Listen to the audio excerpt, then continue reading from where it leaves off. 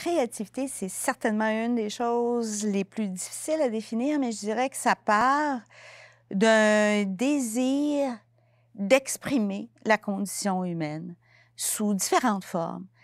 Ça prend de la curiosité, de la rigueur, le souhait de toucher, je pense que je l'ai dit, la curiosité, mais c'est une multitude de choses qui permet de témoigner du monde dans lequel on vit.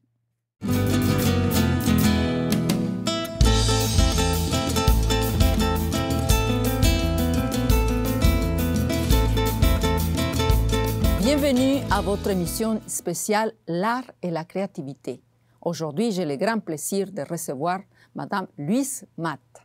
Bonjour Louise, ça va bien?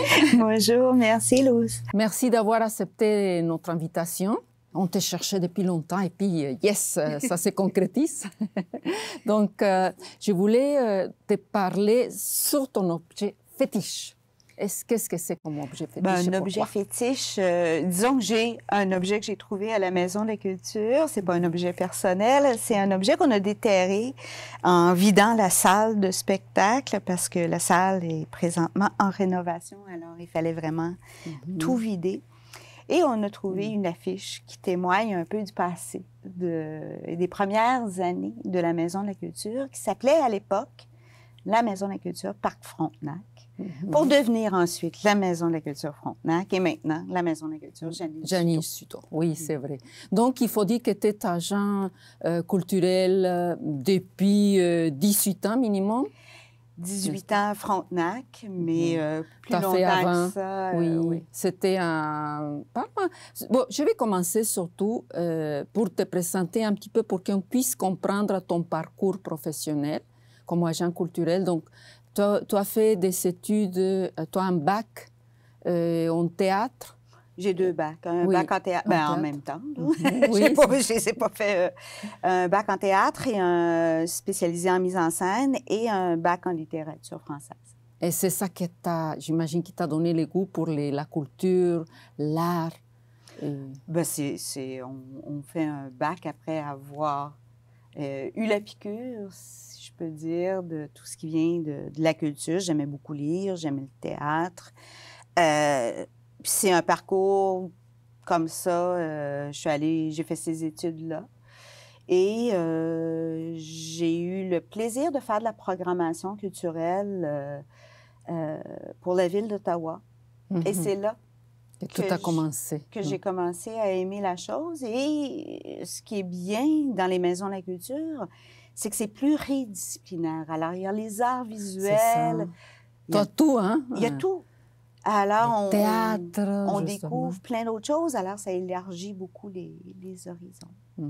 Est-ce qu'il y a une discipline que tu préfères de tout ce que tu as vu? C'est sûr que mes premières amours, ça a été le théâtre, mais j'aime beaucoup les arts visuels, j'aime beaucoup la danse. Il y a toutes les disciplines sont intéressantes, finalement. Peut-être pas toutes les formes, j'ai peut-être pas une affection pour tous les artistes, malgré que je respecte toutes les formes de travail.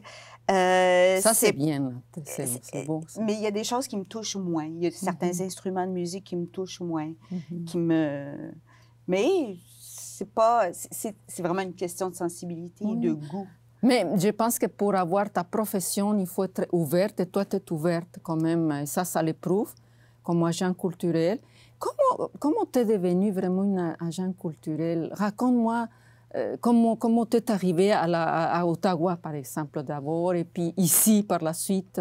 Comment c'est arrivé petit à petit je suis née à Ottawa. Déjà, je suis arrivée à Montréal dans les années 80 et j'ai travaillé pour l'organisation d'un festival. J'avais déjà organisé un festival en Ontario, un festival de théâtre. Et le principe des maisons de la culture m'attirait énormément. Alors, j'ai cogné, j'ai eu le bonheur d'être embauchée. J'ai commencé à Pointe-aux-Trembles, mais il n'y avait pas de maison de la culture.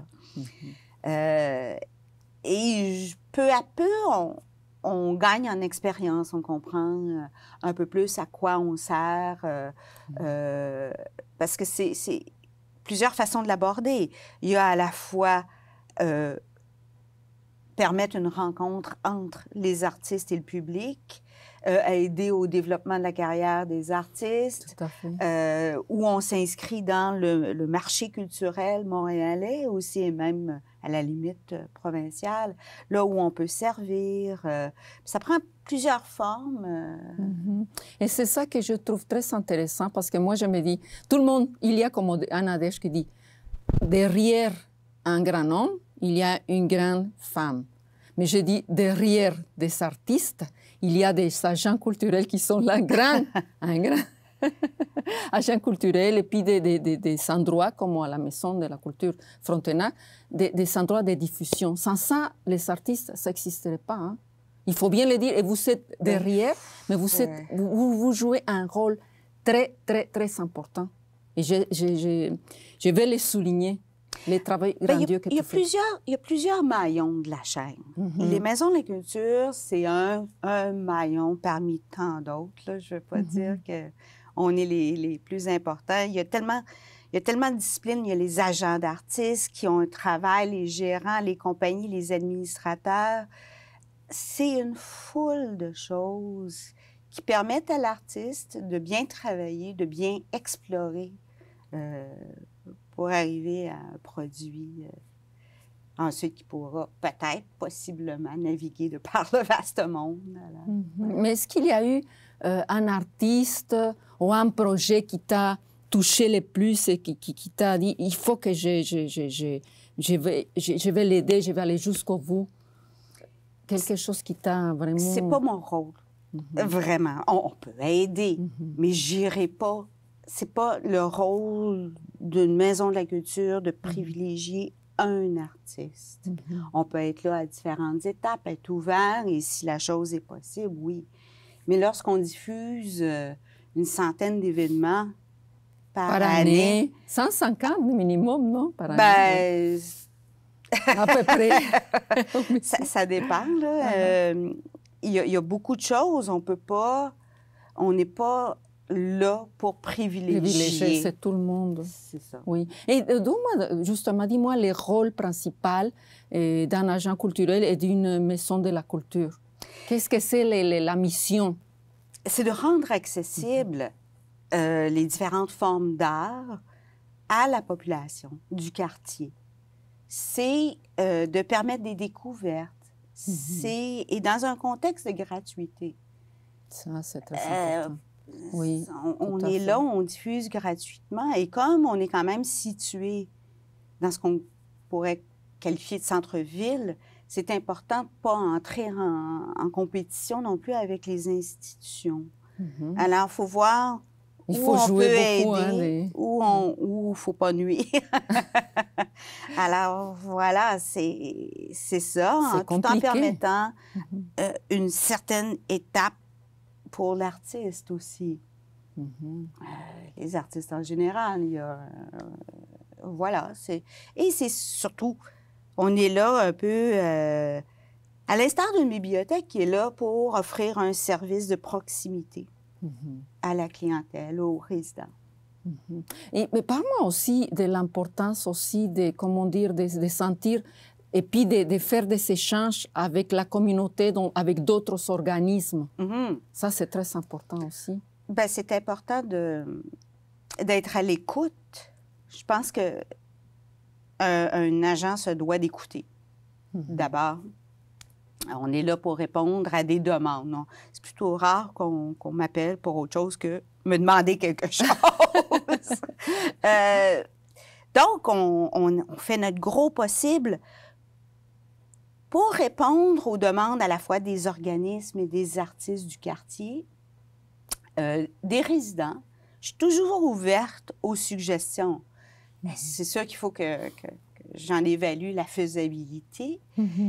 Mais c'est dans un ordre de priorité. C'est sûr que je vais essayer d'être en lien avec les gens du quartier pour permettre justement les rencontres. Même au quotidien, si on a vu un artiste à la Maison de la Culture, puis après on le croise dans la rue, bien ça ajoute à l'aspect sympathique et de proximité du travail. Tout à fait. Et puis donc, c'était comme un lien entre la communauté, les organismes, les artistes et la maison de diffusion. Bon, ici, n'est-ce pas, c'est tout un jeu. Bien, j'essaie aussi de suggérer.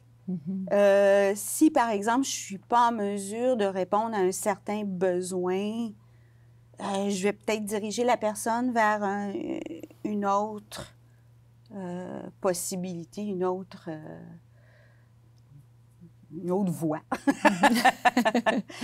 pourrait répondre à ses besoins encore mieux que ce que nous, on pourrait faire. Tout à fait. Parle-moi de la maison, justement, de la culture Frontenac, Gianni Souto, maintenant.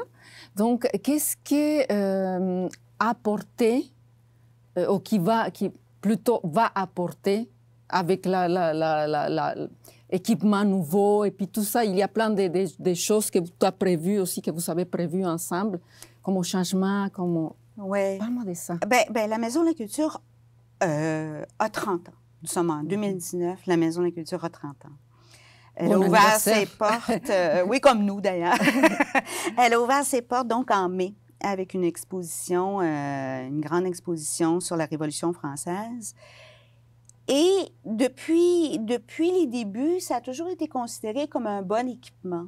C'est ça que ça m'a frappé. Les salles sont bonnes, c'est quand même un lieu de diffusion bien situé à proximité du métro. Alors. Dans les années, il y a eu plusieurs collaborations avec, par exemple, Radio-Canada. À l'époque de la première chaîne, on avait une grosse série jazz. Il y a eu de la diffusion, des collaborations avec certains festivals, genre Coup de cœur francophone. Et au fil des ans, bon, les choses évoluent. Il y a d'autres lieux qui se créent, il y a d'autres collaborations. Et je pense que ce qui marque, c'est justement le fait que l'équipement soit bon. La salle de spectacle qui est présentement en rénovation est une très bonne salle pour le théâtre, la danse et la diffusion musique. Donc, la salle va être mise à niveau, ce qui occasionne certaines adaptations. Donc, on a installé ici, dans le grand studio d'exposition, une salle temporaire pour la diffusion de spectacles. Et la programmation doit être adaptée.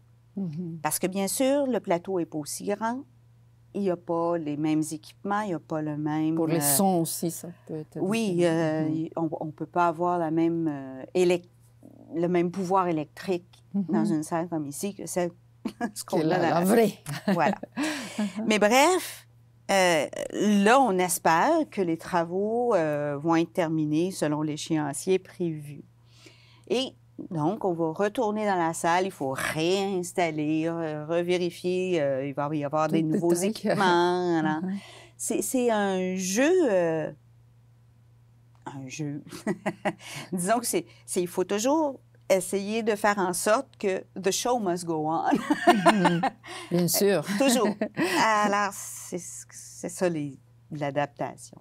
Et il y a 2 salles aussi d'exposition pour l'art visuel aussi, n'est-ce pas?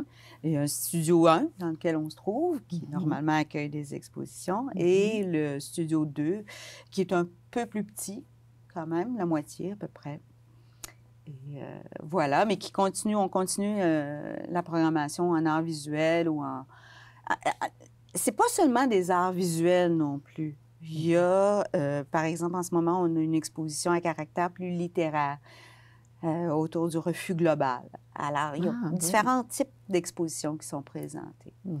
Et puis, j'imagine aussi que la programmation, ça va être plus riche encore avec les nouveaux décors parce qu'il va y avoir plus des personnes qui vont être attirées à présenter des projets ici? Je pense qu'on va augmenter notre possibilité au niveau technique de répondre aux besoins.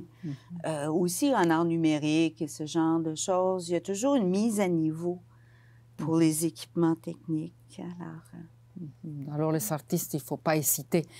Parle-moi comment dire, des situations drôles, au moins drôles, qui se sont présentées par rapport à toi ici à la Maison de la Culture, difficile, avec des artistes ou bien des projets. Il y a tellement de projets, j'aurais du mal à en cibler quelques-uns, mais c'est sûr que il y a eu toutes sortes de choses. Il y a eu des choses assez audacieuses qui ont été faites ici. Je pense à certains artistes en danse contemporaine ou la nudité ou ce genre de choses. Mais si on prépare, si on explique, si le public est prêt, est prévenu, est averti, pour public averti, c'est fou ce que les gens sont curieux et ouverts. Et il ne faut jamais penser, il ne faut jamais sous-estimer le public. Jamais, jamais, jamais. C'est vrai. Ils sont capables d'apprécier des œuvres très pointues qui vont les toucher. Un bon spectacle est un bon spectacle. Des bons musiciens, même si parfois c'est de la musique un peu étrange, à un moment donné, on se laisse happer par le talent, ça touche. Et c'est ça, les situations cocasses, c'est de voir des gens qui me disent « Wow, j'aurais pas pensé que j'aimerais la danse contemporaine. Et aujourd'hui, je suis abonnée à tel lieu, à telle série. Ça me touche beaucoup parce que je me dis « Ah! » J'ai rempli ma mission. Bien, ils ont découvert un plus, je pense, dans la vie. C'est juste de s'ouvrir à différentes choses, à différentes formes. C'est vrai, c'est vrai. On s'enrichit, je pense, en appuyant les arts, les artistes et toutes sortes de nouveautés qui est en dehors aussi de toutes choses classiques qu'on connaît, qu'on peut être plus attiré. Mais comme tu dis aussi, les choses contemporaines peuvent être très, très, très attirantes. La musique aussi, parfois. Oui. Le cinéma, je ne sais pas. Oui, le cinéma, je me suis déjà fait engueuler parce que... Ah oui? Raconte-nous, là. Bien, j'ai présenté des films de Robert Morin. Alors, c'est un cinéaste québécois que je trouve très intéressant parce qu'il y a une façon de présenter les choses qui sont tellement pas politically correct. Et des manières différentes. Oui, puis des fois, les gens ne comprennent pas le 3e degré, puis après ça, ils sont fâchés. Puis après ça, ils rentrent chez eux, ils repensent. Ils réfléchissent. Puis après ça, ils disent c'est pas si mais mal. finalement, c'était intéressant. C'est pas si mal. C'est bon de voir des choses comme ça qui nous heurtent, puis après, qui nous font réfléchir. Tout à fait. On fait découvrir d'autres choses d'une autre manière, d'une autre façon. Aussi, là, sinon, on fait uniquement dans le loisir et le divertissement. Dans les beaux. Mais il y a de tout, c'est ça, comme tu dis, c'est le but mais de l'art et les artistes. Mais je pense pas que ça soit le rôle d'une maison de la culture, mais enfin, c'est ma façon de voir les choses. Qu'est-ce que tu en penses que c'est plus les rôles, selon toi? C'est d'apporter des œuvres marquantes, c'est contribuer au développement culturel. C'est pas juste une société des loisirs. Voilà, alors c'est bien rempli, je pense. Et puis, oui, tu fais un bon travail. C'est pour ça qu'on tenait à t'interviewer, à ta voix, parce que je pense que tu as apporté beaucoup ici dans l'arrondissement Ville-Marie. Et donc, en général, ça fait comment dire, c'est l'effet papillon, hein. Après, ça fait avec les vêtements. Mais il y a eu des prédécesseurs aussi là, qui ont fait... je pense que le rôle d'un agent culturel, c'est d'être ouvert aux propositions. C'est pas moi qui les crée. Donc, c'est juste d'être à l'écoute et d'essayer de dire oui, là, en autant que faire se peut avec les moyens qu'on a. Mais c'est le propre de tous les agents qui ont travaillé ici. On est sollicité. Et ça, c'est agréable. On est dans une belle position, celle de dire oui, peut-être, désolé. Mais tu essaies de respecter ça, la mission qui est importante, je trouve. Et puis, c'est pour ça que c'est une des maisons de... Pas parce que moi, je viens de Verdun, Oui. mais j'adore ici, vraiment, là, ça, c'est... Mais il y a une belle nouvelle maison qui a Oui, ouvert, c'est le vrai. quai 5160, qui est Oui, un que c'est très beau tout- lieu et très... Oui, La oui, salle ressemble d'ailleurs à notre salle, je trouve. Oui, oui, c'est vrai. Oui. C'est vrai. Mais juste pour te dire que j'aime beaucoup, je participe beaucoup ici aussi. Oui. Je trouve que vous offrez un éventail pour tous les goûts. Donc, Oui. c'est magnifique. Même que je me déplace parfois de loin de Verdun pour venir ici encourager, puis voir les C'est vraiment. gentil, c'est apprécié, merci. Non, mais c'est vaste ici, pour te dire. Et ce que j'aime aussi, c'est que vous présentez des choses pour tous les goûts, mais pour tous les âges aussi, les enfants aussi. J'ai assisté Oui. à des spectacles pour les enfants aussi. C'est beau, c'est magnifique. Mais vous savez, on a un super système, une base de données qui permet aux artistes de déposer leurs projets en ligne. Puis là, chaque agent fait partie de différents comités.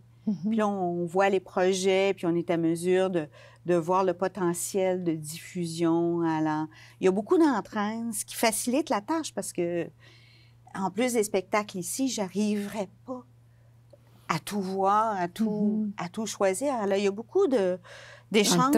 Entre-échanges. Oui. Parce qu'en étant pluridisciplinaire comme ça, c'est vraiment impossible d'être à l'affût de tout, parce qu'il y a tellement de choses. À peu près combien de personnes sont impliquées, donc, comme équipe à la Maison de la Culture? Plus ou moins. Je sais que c'est vaste, mais au moins pour donner une idée. Bon, alors, il y a un responsable technique qui s'occupe surtout de la salle de spectacle et de différents aspects aussi. Il y a une assistante. Ces deux-là sont à temps plein. Outre ça, il y a une personne à la billetterie, mais qui est là généralement pendant les heures d'ouverture. Et il y a une personne à la surveillance du bâtiment, mais ce qui inclut également la bibliothèque. Ensuite, il y a les techniciens de scène et les techniciens pour les expositions qui viennent aux besoins. Alors, c'est pas une grosse équipe. Là. Non, mais quand même, c'est une famille, là. Oui, c'est une belle équipe. Des fois, c'est intense. On comme rush. dans toutes les familles, là. On est inquiet. Un bris d'équipement. Oh non, le show a lieu tantôt. On Qu'est-ce qu'on fait? Oui, ça doit être comme partout dans les familles aussi, là, c'est intense, là. Oui, parle-moi un peu sur les lieux historiques de la Maison de la Culture. Est-ce que tu peux nous raconter un peu? Il y a, je ne sais pas ce qu'il y avait avant la construction.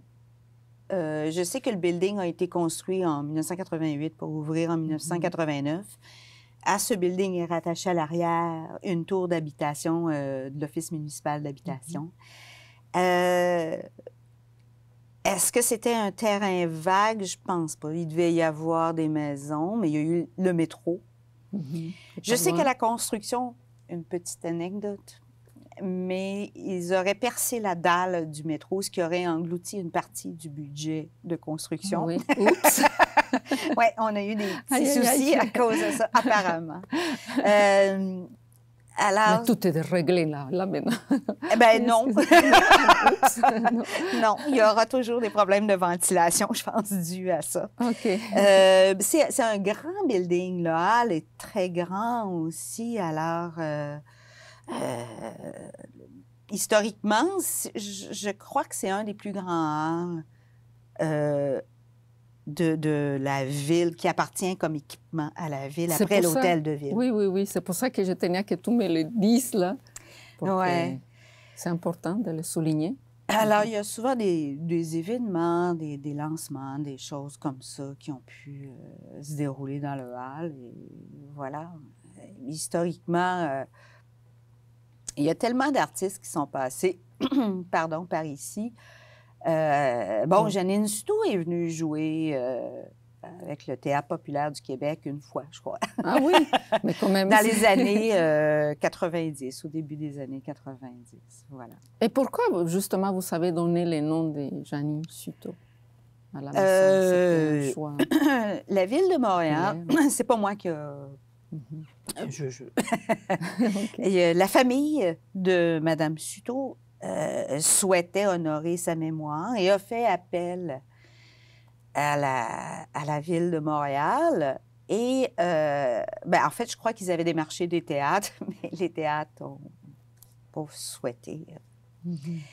Alors, ils ont fait appel à la Ville et la Ville a fait oui dans le souci de donner des noms de femmes. Des femmes, oui, ça je sais. Toponymelles qu'ils appellent. Alors, ils se sont dit, bon, ben... Ça va être Janine Souto. Ça va être la Maison de la Culture Frontenac qui va changer de nom. Alors, c'est beaucoup une décision politique, je crois, et de l'administration. Donc, elle est venue quand même, elle a joué une fois ici. Sinon, est-ce que tu te rappelles d'autres artistes aussi qui sont venus quand même, qui sont très connus? Oui, il y en a plusieurs, mon Dieu. Des mémoires comme ça, par cœur. J'ai du mal à en cibler juste quelques-uns. Bon, je vais Margaret Atwood, qui était venue à une époque où on avait une série. Il y a eu Martha Wainwright. Ah oui, aussi. Il y a eu Bratsch, un groupe français de musique, Klezmer. Non, je me trompe. Enfin, dans la définition, il y a tellement d'artistes. Ils sont passés par ici, non? Oui, et pas toujours lorsqu'ils étaient connus. Alors... Peut-être que c'est ici que, grâce à ça, ils se sont fait plus connus. Je pense on les connaît plus maintenant. Éric Lapointe est déjà... Ah oui, il était là. Mais c'était pas moi qui étais agent à l'époque. C'était à ses débuts. Voilà. Okay. Tu vois, c'est pour ça que je dis que c'est important que tu dises... Richard Desjardins. Ah, tu vois, c'est... Non, c'est ça. Je trouve que c'est très important le rôle comme je le répète, des agents culturels. Vous êtes derrière. Vous êtes cachés, c'est pas comme les artistes qu'on les voit et tout ça. Vous êtes cachés, mais vous faites un rôle très important pour la société en général. Les maisons de la culture aussi, même comme tu disais, c'est pas tout. Il y a aussi des hommes qui sont là à représenter les artistes et tout ça, des agents et tout ça. C'est vrai, mais je trouve que il y a beaucoup d'artistes qui sont partis justement, qui sont commencés, qu'on les a donné sa première chance dans des maisons de la culture. Les agents culturels les ont offert ces chances-là aussi. Donc, sans ça, peut-être on ne les verrait pas. Il faut une première. On permet la multiplication des rencontres. C'est sûr qu'il y aurait peut-être moins de diffusion pour certains artistes s'il n'y avait pas les maisons, effectivement. Mais il y a tellement d'autres lieux, les théâtres, les festivals, les autres salles de diffusion en danse. Je pense à Tangente, à l'Agora de la danse. Alors, il y a plein de lieux. Mais c'est comme je disais, vous collaborez pareil, ensemble. Et puis, c'est important, je trouve, en tout cas. Je te lève mon chapeau encore une fois. Merci beaucoup. et merci aussi à la Maison de la Culture Frontenac, Janine Souto, actuellement, parce que vous allez continuer à diffuser, puis dans le passé aussi, et puis encourager l'art et les artistes. C'est très important. S'il y aurait plus d'art dans la culture, moins de guerre. Essayer de faire en sorte que les gens apprécient de venir ici. Que c'est rien d'intimidant, vraiment pas. Et c'est gratuit. C'est gratuit, c'est accessible, les gens sont sympathiques. Voilà. Il ne faut pas avoir peur. Le pire qui peut vous arriver, c'est que vous appréciez peut-être pas tel ou tel spectacle. Mais c'est pas grave, il y en aura d'autres. Mais vous allez voir d'autres manières aussi. Oui! Voilà. Puis vous allez rencontrer des gens dans le public. Non, mais c'est vrai, il faut sortir. On va s'ouvrir plus, même l'hiver. Oui. Il ne faut pas que ça nous fasse peur. Mais non, les temps filent vite, vite, vite, vite. J'aimerais que tu nous parles d'un projet, des projets qui te tiennent, ou je ne sais pas. Comment on peut te suivre, si je peux me permettre l'expression, ou bien... Ben là, en ce moment, j'espère que les travaux vont être complétés à temps, que la programmation va pouvoir reprendre telle qu'on le souhaite. On se croise les doigts. On se croise les doigts, parce que je suis un peu dans l'incertitude. Je ne sais pas si je dois fixer la programmation tout de suite, parce que là, aïe, aïe, aïe. Un écueil peut être si vite arrivé. Alors, c'est plus ça, mais on reste calme, on va trouver. J'ai déjà plein d'idées pour l'automne. Alors... Aïe, aïe, aïe. Ça finit pas, notre idée-là. Non. Déjà. Heureusement. Il y a toujours tellement de bons spectacles à présenter, de belles choses à offrir, puis des choses que je me dis, ça, j'espère que ça va plaire. Puis même si c'est pas mon truc à moi, je me dis, mais c'est le truc peut-être à d'autres. Ouvert. Oui, tout reste ouvert, oui. Ben, non. Je suis pas au bon endroit. Dis-moi maintenant pour les jeunes qui commencent, qui aimeraient faire peut-être ton métier, qu'est-ce que tu les conseillerais, qu'est-ce que tu leur dirais, ou même les gens en général? D'être curieux, d'aller voir des spectacles. Les postes à la Ville de Montréal sont affichés sur le site de la Ville de Montréal.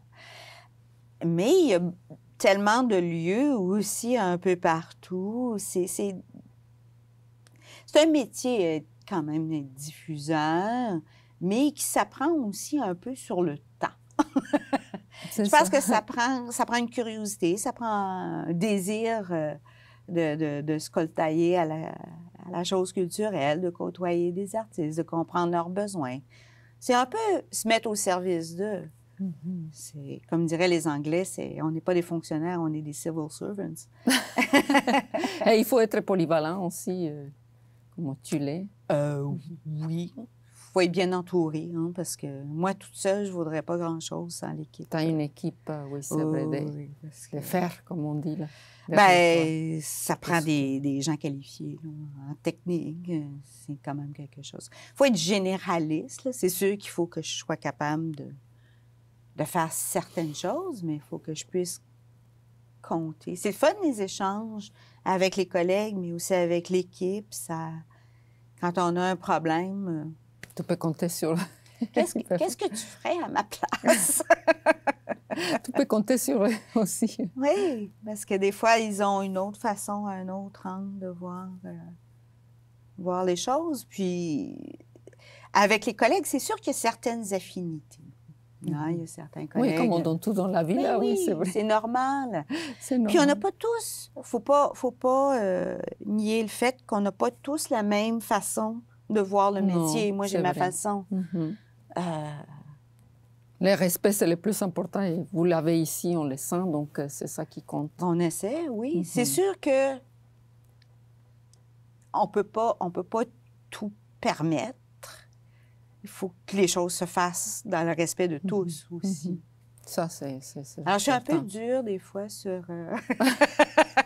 les retardataires. Mais non, parce que vous allez passer sur scène. Oui, c'est ça. C'est pour ça que ça avance, les choses aussi. Soyez à l'heure, s'il vous plaît. Chère Louise, le temps file et j'aimerais finir donc l'entrevue avec un mot qui puisse te définir. C'est qui, Louise, donc, Matt, dans 100 mots? Un mot. Un mot. Ça va être très difficile, mais... Je dirais quelqu'un qui fait son gros possible. Non, que j'aime profondément découvrir la nature humaine. Je pense que c'est un peu ça qui m'a attirée vers les arts et la culture. Ça m'aide à comprendre la nature humaine.